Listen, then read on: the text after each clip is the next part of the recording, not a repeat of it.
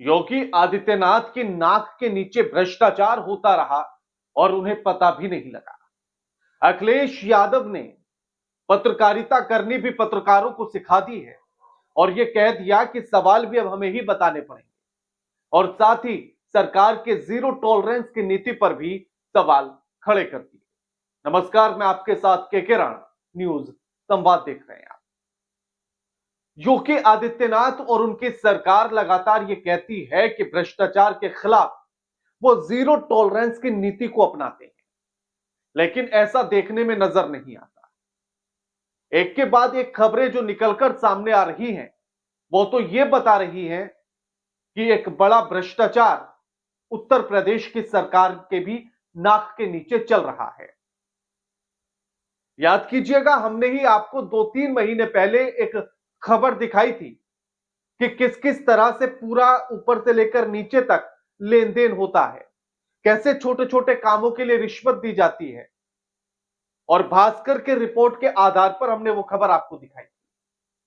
लेकिन अब एक और खबर निकलकर सामने आई है कि एक आईएएस अधिकारी जो लखनऊ में योगी आदित्यनाथ के आवास जहां उनका है और जो कर्मभूमि है वहीं पर वो अधिकारी रहता है और वो करोड़ों की संपत्ति जुटा लेता है, लेकिन योगी आदित्यनाथ को उसकी भनक तक नहीं लगती। और कोई 1, 2 या 3 नहीं, 700 बीघे जमीन खरीदता है, लखनऊ में अपने कई आलीशान बंगले बनाता है और करोड़ों की संपत्ति इकट्ठा कर लेता है। अब एक एक करके उसकी पोल खुली, तब जाकर मामला सामने आया और उसी को लेकर अखिलेश यादव ने भी सरकार पर सवाल साधा और कहा कि एक आईएएस को गिरफ्तार करने की बात थी और उसके बाद फाइल बंद कर दी गई। सरकार आगे कार्रवाई कब करेगी और ऐसे न जाने कितने हैं उन पर कार्रवाई कब होगी। सुनिए अखिलेश यादव ने क्या कहा। जो लाइन से हमारा पत्रकार साथी हटा रहा है, ये बताइए आईएएस गायब है, वो पूछिए ना आप। मैं अपने पत्रकार साथी से कह रहा हूँ कि बाराबंकी तक चले गए। इसी लोहिया पार्क में एक चोरी का दरवाजा है जहाँ से आईएएस लोग वॉक करने यहाँ आते हैं। आप पूछिए कि वो आईएएस कहाँ है जो जिस पर आरोप लगा है इतने कमीशन लेने का। और साथ ही अखिलेश यादव ने यह भी पूछ लिया पत्रकारों से कि जो सवाल आप हमसे करते हैं वो हमसे कीजिए, आप हमसे पूछिए कि सरकार के जीरो टॉलरेंस की नीति क्या है। हम आपको बताते हैं कि सवाल क्या क्या होने चाहिए, आप वो पूछना। देखिए क्या कहा अखिलेश यादव ने। आप पूछिए कि वो आईएएस कहाँ है जो जिस पर आरोप लगा है इतने कमीशन लेने का। और आपको तो ये पूछना चाहिए कि करप्शन कितना बड़ा था। आप क्यों नहीं पूछते हो? आप पूछिए आईएएस का नाम लीजिए और ये कहिए अगर सवाल ना आता हो तो सवाल हम करें आपसे और वो सवाल आप मुझसे करो। अगर सवाल ना आता हो तो सवाल हम करें आपसे और वो सवाल आप मुझसे करो। मैं कहता हूं कि आप ये कहिए कि भारतीय जनता पार्टी की जीरो टॉलरेंस की जो पॉलिसी थी, आखिरकार एक आईएएस पकड़ने के बाद वो जीरो टॉलरेंस पॉलिसी कहां है। मैं चाहता हूं कि आप ये सवाल मुझसे पूछो। अभी 2 दिन पहले सर राम जी, मैं आपसे चाहता हूं ये सवाल पूछो आप। भाई पूछ रहा हूं 2 दिन पहले। और ये कोई पहली बार नहीं है, इससे पहले भी अखिलेश यादव पत्रकारों से लगातार ये बातें कर रहे हैं। वो कह रहे हैं कि हमसे ये सवाल पूछिए, सरकार को लेकर ये सवाल पूछिए। आप हिंदू मुस्लिम और तमाम मुद्दों में उलझे हुए हैं, ये जरूरी सवाल क्यों नहीं पूछ रहे हैं? आप सरकार से भी ये सवाल क्यों नहीं पूछ रहे हैं? यानी कि पत्रकारिता सिखाने का जिम्मा भी अखिलेश यादव के मत्थे हो गया है। क्या ऐसा कहा जाए? ये आप कमेंट करके जरूर बताना। लेकिन अगर पत्रकारों ने पत्रकारिता शुरू कर दी तो सवाल फिर उनके कार्यकाल के भी उठेंगे, वो एक अलग बात है। लेकिन अभी मौजूदा सरकार पर ही बात करेंगे। अब सबसे पहले आप इस आईएएस अभिषेक प्रकाश की कहानी सुन लीजिए कि कैसे कैसे कब कब और कहां कहां इसने घोटाले किए। पूरा चिट्ठा आज खोलेंगे इसका, देखिए जरा। नाम है अभिषेक प्रकाश, 700 बीघा जमीन, लखनऊ में कई बंगले और ब्रह्मोस मिसाइल फैक्ट्री के नाम पर 20 करोड़ रुपए का घोटाला करने का आरोप है। अब ये आखिर ये पूरा मामला खुलता कैसे है? तो खुला ये ऐसे कि सोलर इंडस्ट्री प्रोजेक्ट की मंजूरी के लिए बिजनेसमैन से इन्हीं आईएएस ने 5% कमीशन की मांग की थी और इस मांग को पूरा करने के लिए बिजनेसमैन ने मना कर दिया। तो इन भाई साहब ने फाइल रोक दी। फाइल रोकी तो जो बिजनेसमैन है विश्वजीत, उन्होंने मुख्यमंत्री योगी आदित्यनाथ को शिकायत कर दी और उसके बाद इन पर जांच बैठ गई। अब इनका पूरा काला चिट्ठा ये भी समझिए कि कैसे कैसे पूरा काम ये करते थे और कहां कितना कितना इन्होंने धन बनाया है, संपत्ति बनाई है। सबसे पहले देखिए अभिषेक प्रकाश के घोटाले। तो लखनऊ के भटगांव में डिफेंस कॉरिडोर के लिए अधिग्रहित जमीन इन्होंने कराई और उस समय पर ये डीएम थे और इनकी भूमिका उस अधिग्रहण में संदिग्ध पाई गई।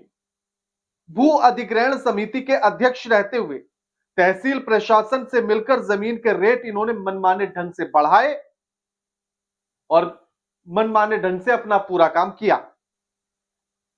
उसके बाद एलडीए यानी कि लखनऊ विकास प्राधिकरण के उपाध्यक्ष रहे यानी कि वीसी रहे और तब भी इन्होंने धांधली की, अवैध निर्माण गिरवाए, लेकिन साथ ही अपने करीबी बिल्डर्स को इन्होंने फायदा भी पहुंचाया। आशियाना समेत कई इलाकों में अपने मनपसंद के बिल्डर्स को इन्होंने लाइसेंस जारी किया है, चाहे उन्होंने कागजात या फिर मानकों को पूरा किया या नहीं किया। इनके करीबी थे, इन तक कमीशन आ रहा था और सब कुछ चंगा था।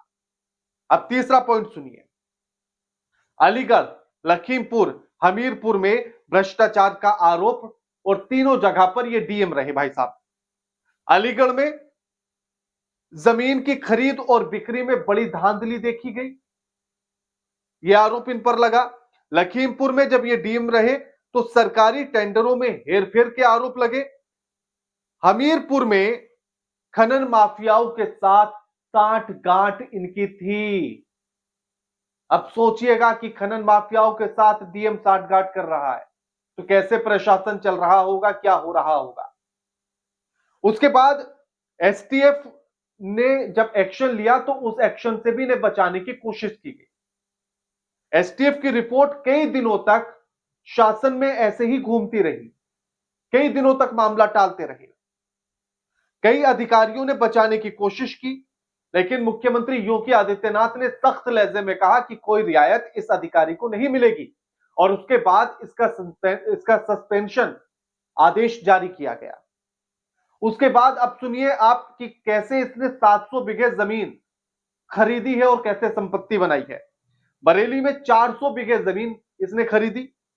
माता पिता और भाई के अलावा कुछ अपने जानकार या रिश्तेदारों के नाम पर भी फर्जी कंपनी बनाई, उनके नाम पर जमीन खरीदी और बेची और यहां तक कि स्टांप ड्यूटी के चोरी का भी आरोप लगा। डीओपीटी ने यूपी सरकार को इस पूरे मामले की जांच में ये सारी बातें लिखी हैं। सोचिए 400 बीघे जमीन तो केवल बरेली में खरीदी और कुल मिलाकर 700 बीघे। कितना बड़ा जंगल होता है 700 बीघे का। और सुनिएगा अब ये कैसे पूरा खेल खेल रहे थे उसको भी देखिए। जब सोलर इंडस्ट्री के प्रोजेक्ट की बात इनके सामने आई तो इन्होंने बाबू निकांत जैन को भेजा कि जाइए और बेटा मैनेज करा के आइए सारा मामला, क्योंकि इनका जो सिंडिकेट का पूरा मामला चलता था वो ऐसे ही चलता था। सिंडिकेट के मामले में जरा एक और पॉइंट देख लीजिए, आलीशान संपत्तियां और लाइजनिंग के सिंडिकेट का नेटवर्क इनका अंसल में इनका घर है, लखनऊ में एक जगह अंसल वहां इनका घर है, आशियाना जगह पर इनकी एक कोठी है और एक सोसाइटी में इनका विला है। बिचौलिया निकांत जैन और लकी जाफरी लाइजनिंग का काम करते थे, फाइलों को क्लियर कराने के नाम पर कमीशन सेट करते थे, उसकी डील करते थे बिजनेसमैन से। अब ऐसा ही इसमें हुआ, जब सोलर इंडस्ट्री प्रोजेक्ट का मामला इनके सामने आया तो इन्होंने जो है बाबू निकांत जैन को भेजा कि जाओ बेटा डील करके आओ। वो डील करने पहुंचे कि 5% पूरे उस पर कमीशन चाहिए। जो बिजनेसमैन है विश्वजीत दत्ता, उन्होंने मना कर दिया और शिकायत कर दी मुख्यमंत्री से। उसके बाद सीएम ने एसटीएफ की जांच बैठा दी और एक्शन इन पर लिया गया। और ये देखिए इन पे कितने बड़े बड़े पद रहे, औद्योगिक विकास विभाग के सचिव भी रहे, इन्वेस्ट यूपी के सीईओ। एक्शन जब हुआ तो अंडरग्राउंड हो गए, लेकिन इनका करीबी बाबू निकांत जैन गिरफ्तार कर लिया गया। अभिषेक जो है ये 31 अक्टूबर 2019 से 7 जून 2022 तक लखनऊ के डीएम रहे। एलडीए यानी कि लखनऊ विकास प्राधिकरण के वीसी यानी कि उपाध्यक्ष की जिम्मेदारी भी इन्होंने संभाली है। और ये कोई एक मामला नहीं है, उत्तर प्रदेश में कई जगहों पर ऐसे भ्रष्टाचार हैं। अस्पतालों से लेकर हर विभाग में भ्रष्टाचार व्याप्त है। थानों में आप चले जाइए तो कहीं भी आपको बिना रिश्वत के काम नहीं होगा। किसी भी आप तहसील कोर्ट में चले जाइए, आपका छोटा सा काम होगा, भले से गलती उसमें अधिकारियों की रही हो, लेकिन उसके बाद भी आपको कागजी कार्रवाई पूरी करने के लिए पैसा देना पड़ेगा। मैंने तो खुद ने अनुभव किया है ऐसा, और मैं उसी के आधार पर बोल रहा हूं कि जब मैं एक तहसील कोर्ट में गया तो गलती अधिकारियों की थी, बस मुझे कागजात लेने थे और उन कागजात को देने के लिए मुझसे पैसा मांगा गया, इसलिए मैंने अभी तक कागजात ही नहीं लिए, वहीं तहसील कोर्ट में पड़े हैं वो। हर जगह पैसा चलता है, हर जगह। मेरे ये बताने के बाद कि मैं पत्रकार हूं तब भी मुझसे पैसा मांगा गया, वरना मेरे कागज अटकाने की बात कही गई। बाकी आप क्या समझते हैं, सोचते हैं, कितना जीरो टॉलरेंस की नीति है, आप कमेंट करके बताइएगा। वीडियो लाइक कीजिए, शेयर कीजिए और चैनल को सब्सक्राइब करना मत भूलिएगा।